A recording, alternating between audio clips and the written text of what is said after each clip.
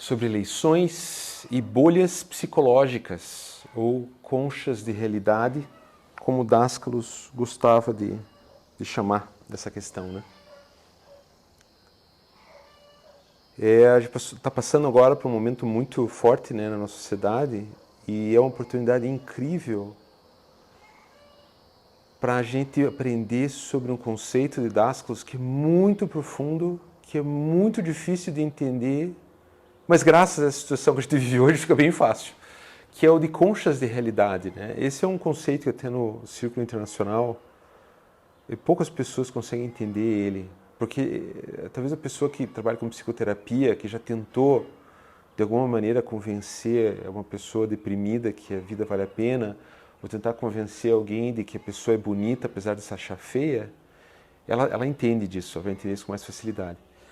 Mas o conceito de consciência de realidade, que o Dascalos explica, eu acho que é a única pessoa que eu vi que falava diretamente disso, né? Nem mesmo Carl Jung ou Freud falou dessa maneira, né? Com essa clareza, né? Que é, nós construímos conchas de realidade à nossa volta, nós fazemos opções de crença, nós acreditamos o que é certo, o que é verdadeiro, o que existe, o que é possível, e ficamos presos nessa concha, seja em princípios intelectuais ou princípios emocionais, né?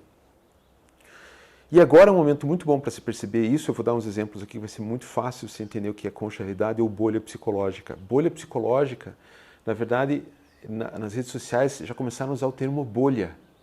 As pessoas conseguiram perceber que, por exemplo, agora nas eleições, um grupo político só fica recebendo informação do seu grupo político e descarta qualquer informação que vem da outra bolha.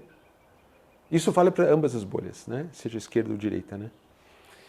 Tem um pessoal mais neutro, talvez, que tenta observar as coisas e tentar tomar suas posições, mas mesmo eles têm o seu nível de bolha, né?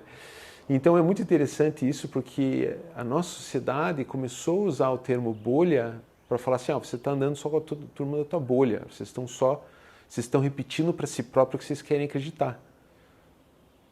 Isso nunca foi tão fácil de perceber. Medite agora um pouco, quando foi que você encontrou uma pessoa que viu as eleições de uma maneira diferente que a tua e você tentou falar com ela? Provavelmente você só irritou ela. Você tentou trazer algumas ideias, algumas percepções tuas que você acham válidas e verdadeiras, e a pessoa só se irritou. Ou ela não respondeu o que você quis dizer, ou ela começou a te xingar e te atacar por outras coisas, né? Uma reação emocional de defesa, né? E o que Dascalos tem a ver com isso? O que tem a espiritualidade a ver com isso? O principal aqui disso não é tentar ver qual bolha está certa, porque provavelmente as duas bolhas estão certas e as duas estão erradas, né? Mas a gente perceber que nós construímos bolhas de realidade, nós somos os primeiros da fila.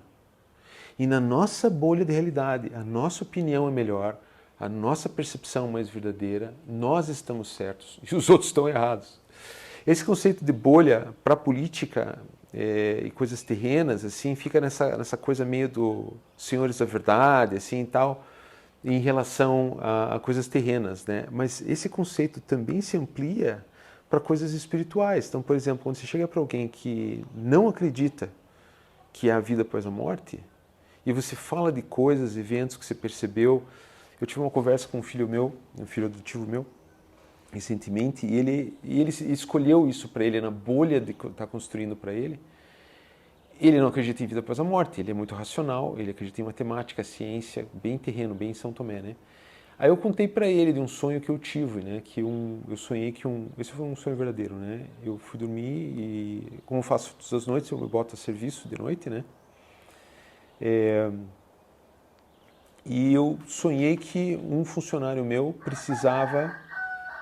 estava precisando procurar alguém para falar sobre amor para a congregação dele. Esse funcionário meu é católico, né? A gente nunca fala de religião nem nada, né? Mas eu sei que ele é católico, eu sei que tem uma atividade forte na igreja dele, né?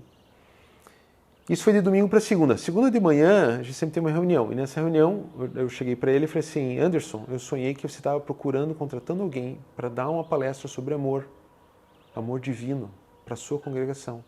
E você me escolhia. E eu ia falar depois de um senador, olha que interessante, ia fazer uma palestra depois de um senador para um estádio grande. Contei isso para ele ficou meio mexido assim, né?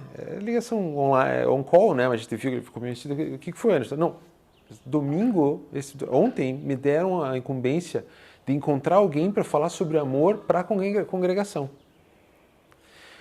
Quais são as chances dessa coincidência acontecer? Então, essas conexões psicoéticas, para quem começa o caminho dos pesquisadores, ela é uma realidade. É uma realidade, é real. A conexão psicoética é real. Você começa a praticar os exercícios e você consegue ver que existem outros campos, outros corpos nossos que estão conectados a tudo.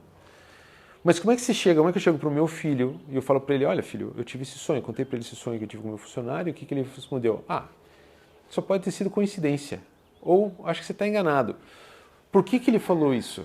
Porque na concha de realidade dele, isso é impossível já. Então não vai entrar. E não adianta ficar batendo boca com a pessoa, tá? Se você quer influenciar pessoas para o bem, teve um pesquisador que me procurou para tentar botar na cabeça ou ajudar a uma pessoa que está prestes a morrer e que a vida continua e tal. É uma intenção boa, positiva. Mas é Inception que a gente está falando, né? Você plantar uma ideia numa pessoa, né? Aí vem aquela pergunta, a gente tem um livre-arbítrio para interferir no livre-arbítrio de uma pessoa? Tem várias perguntas aí, né? Dascals tem algumas conversas nos livros com Marquides que ele comenta dele entrar em sintonia com a pessoa e tentar plantar uma ideia para a pessoa achar que a ideia foi dela. Muito interessantes essas passagens, mas esse é um nível de mestre, você tem que estar muito sintonizado, muito alto para entrar nesse nível, né? Mas voltando aqui ao tema em questão, né? O importante é não leve tão a sério as suas bolhas, sejam elas políticas, terrenas. Está tudo em movimento. A verdade está em movimento. A verdade é relativa. A única verdade que não se mexe é a absoluta, que está no psiconoético, que está além dessa terra. E a gente quer voltar para ela. E quando a gente estiver em contato com ela, todas essas tretas não vão ser importantes. Não vão ser importantes. Né? Existem mestres na terra que acreditam que são pró-vacina, tem mestres na Terra que são anti-vacina. Não vou chamar mestres, vou chamar de professores, né? Tem pessoas que estão liderando grupos espirituais que são pró-vacina, outros são anti-vacina. Quem está certo? O que Dascals fala sobre isso? A gente precisa observar e pesquisar por si próprio, para chegar às suas próprias conclusões e não levar muito a sério as diferenças terrenas. Um pesquisador da verdade não tem inimigos. E, em última análise, tudo isso aqui à nossa volta é um grande teste. É um teste para você chegar à tua forma divina, onde você conseguirá amar o seu inimigo. Você poderá ser um homem-deus se você amar o seu inimigo. Ninguém, nenhum mestre, nenhum ser ascensionado vai te permitir causar mal ao próximo só porque ele tem uma opinião diferente da tua. Bênçãos a todos.